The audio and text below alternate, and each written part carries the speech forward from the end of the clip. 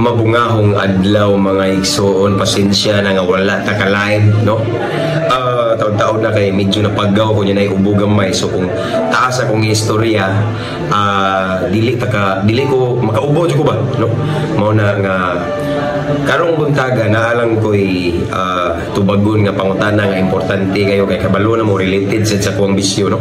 Sa mangutana na yung asa ko karon di aday ko suod sa silda, wa ko na priso ha, bakante na yung usa ka prisuhan, pikas dito kuno diri wala, so ning suod ko diri igsoon kay ngano man fit ang iyang pangutana about sa illegal nga droga, kabalo naman ta kung di ta mo undang na masuod ani luwag ra makaya way taon nga kuan kani nga pikas silda diri sa mua. Walay tao, pikas puno, no? So mao ni ang pangutana mga igsoon, no?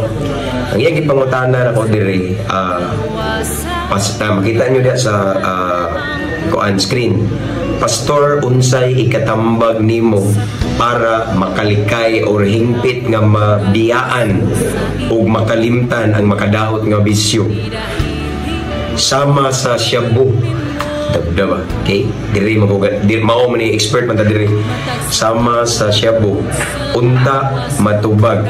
God bless Pastor, thank you, no? So salamat dahil sa nangutana ni, no? Actually gipangutana niya na nako ni last Monday pa unya.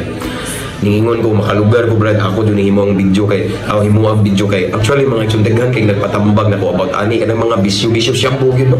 Unsaon daw nga may gawas, no? So of course kabalo naman mo nga I was a former drug dependent and drug user, more than 16 years ko ani nagapos.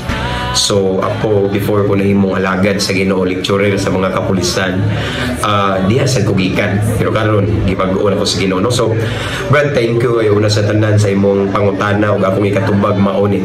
Ang imong term diri brad is malikay or hingpit nga mabiyanay, word diri nga hingpit, meaning gusto kag tinud-an na yung kabaguhan kay na may uban moingon nga wala na daw sila musuyok pero ug naay kalingawan na okasyon musuyok, dili man na hingpit. Ang hingpit nga kabaguhan mga igsoon, meaning bisag naay mga okasyon nga lami isuyok di ka musuyok, okay? So shabu ang iyang gikuan diri, no? Ako ba akong itambag nimo diri mao ni kay imong term diri is hingpit man nga kabaguhan nga imong gusto. Ang akong ikasulti nimo is kinahanglan ug kag hingpit nga relasyon sa Ginoo. What I mean is ang imong tibuok kinabuhi imong isurrender sa Ginoo. Matthew 11:28 niingon si Jesus, "Duol kamo kanako kamong gikapuyan na bugatan kay papahulayon ko kamo." Kung gikapoy ka na brad sa makadaot nga bisyo kay sige kag suyok ug siya mo sa the time nga makakwarta ka larago kag suyok, no? Di ka kapugong ba, no? Sa imong gana, sa imong craving na naikwarta nimo mangita kag ka-chip-in. Kung kana imong struggle, imong kabugaton karon, Matthew 11:28, duola ang Ginoo. Duola ang Ginoo, surrender, tagaan kag kapahulayan. It means tagaan kag kabaguhan, kagawasan anang naggapos nimo karon nga makadaot nga bisyo, labi na kanang illegal nga droga. Di ka kugikan. Way back 2012 mauna akong gihimo brad.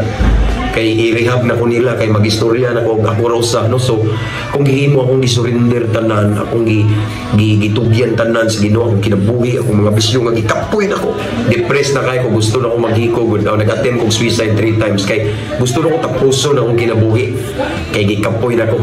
Pero sa diyang akong gisurrender tanan sa Ginoo brad, paminaw si Lord dili siya, ako di man ko kamaw-ampo pa nga time, si Lord wala magtanaw sa kataas atong pagampo, kundi bisan mo po atong gihangyo sa Ginoo, pero natay kasing-kasing nga sincere tinud-anay nga gusto na jud ka mo biya tubagon ka brad. And then aside from that, sadang muduol na ka sa Ginoo, simba sa adlaw ting simba, hatagid panahon ng Ginoo, basa og Biblia, and then kuan pod likay imong mga barkada nga adik-adik, no? Kay usa sa inungdan daghan gusto mabag-o di mabag-o kay wala sila nagbag-o barkada. Adayon siya naguban-uban og mga adik-adik, mga drug lord, mga kusog musuyok, mga palahubog. Siyempre, the more ka mo makikuban nila, ingon ang balaang kasulatan, bad company corrupts good character. Buot pasabot kung kinsay mong giuban-uban, posible ka matakdan. So brad, kung gusto jud kang tinudanay ang kabaguhan or hingpit nga kabaguhan, likayi sad na imong mga barkada nga adik-adik, likayi na imong mga barkada nga palahubog, kung sa man lulong sa makadaog nga bisyo. Take time nga maginusara ka kauban sa Ginoo, kauban sa imong pamilya, no? Simba unya tag gigayon sa Ginoo, paminaw og mga worship song, no? Unya, ug naay mga activity sa church, tambong, no? Kay ingana akong gihimo, more than 16 years ko nagapos sa illegal nga droga. Pero sa diyan akong gisurrender tanan sa Ginoo niya, nilikay ko sa akong mga barkada nga mga adik-adik for I guess mga 6 months. Nilikay ko, nara ko sa balay kanunay, nara ko sa akong kwarto, nagkanta sa Ginoo, nagampo, basag Bible, simba. Ang trabaho to, simbahan, balay, or na mga Bible study, mao na akong gibuhat. And then proven dyan na I am one of the living testimony nga ang Ginoo mo bag-o gamhanan. Si Lord willing mo bag-o na to, mo bag-o ni mo brad, pero tabangi sa nimong kagalingon. Likay sa mga adik-adik ni mong barkada, bahalag malain sila nimo. Kuno naa imong pamilya, kuno naa imong kinabuhi nga makahatag batag maayong ligasiya kung taliwan na tanining kalibutan. Ang atong pamilya proud ba nato kung amahan ta atong mga anak na panalanginan ba nato nga na, no? So Brad, again, salamat sa imuhang pangutana ug mao na akong ikatubag para makabaton kag hingpit nga kabag-uhan kinahanglan na kay hingpit nga relasyon ni Kristo. Surrender unya likay imong mga barkada, kauban, kajamba ni chip in sa una nga mga adik-adik. That way sigurado nga tabangan ka sa Ginoo o makabaton kag tinudanay nga kabag-uhan. Ngano man diha ko gikan ang Ginoo nga nagbag-o nako, mao say mo bag-o nimo. God bless, Brad. Ako kang yapil sa pag-ampo. To God be all the glory.